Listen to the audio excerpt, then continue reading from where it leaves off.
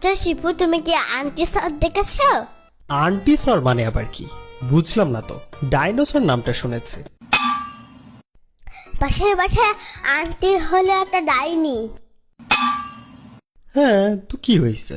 তাহলে ডাইনো থেকে ডাইনি, তারপরে হচ্ছে পারে সর থেকে সর, তাহলে সব মিলে ডাইনি সর। সবই বুঝলাম, কিন্তু পাশের বাসার আন্টি ডাইনোসর কিভাবে হলো? এটা তো আরো সোজা। তুমি তো পাগল, তুমি তো কিছুই বুঝো না, তোমার মাথাটা পাগলের ডিম। আমার মতন যদি জ্ঞানী হতো তাহলে এত আজে বাজে প্রশ্ন করতো না। ওনার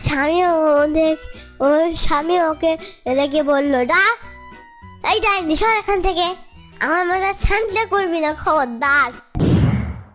তারপর থেকে ওর নাম হয়ে গেল ডাইনোসর। হ্যাঁ, কিন্তু আমি তো জানতাম ডাইনোসরের মুখ থেকে আগুন বের হয়। পাশের বাসার আন্টির তো এরকম কিছুই হয় না। আরে পাগলা, পাশের বাসার আন্টিরও তো মুখ দিয়ে আগুন বেরোতো। সেজন্য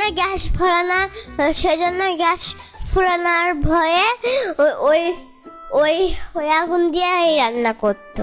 তাই রান্না করতে করতে আগুন শেষ হয়ে গেছে। ও আচ্ছা, তাহলে ওর পাখা কই? পাখাও তো দেখি না। ওই পাখাও ছিল, কিন্তু বিদ্যুৎ শেষ হওয়ার ভয়ে ওই ও ও ও ও পাখা দিয়ে কাজ চালাতো। আরে বাতাস করতে করতে পাখাতে জন্ডিস হয়, আর এই জন্ডিস হওয়ার কারণে পাখাটি মরে যায়। পাখাতে আবার কিভাবে জন্ডিস হয়? তুমি তো বুঝবা না, তুমি তো একটা নিজের জন্ডিসের রুগী, আর আমি হচ্ছে পারে একটা জন্ডিস বিশেষজ্ঞ ডাক্তার। আমিও একটা জন্ডিস বিশেষজ্ঞ ডাক্তার। ধুর, আজাইরা কথা কও শুধু।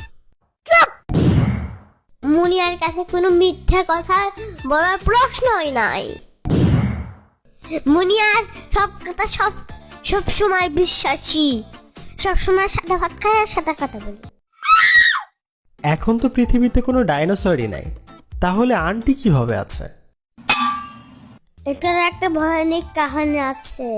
একটা বড় অ্যাস্টেরয়েড পৃথিবীতে আঘাত করে, আর যার কারণে সব পৃথিবী ডাইনোসর মারা যায়।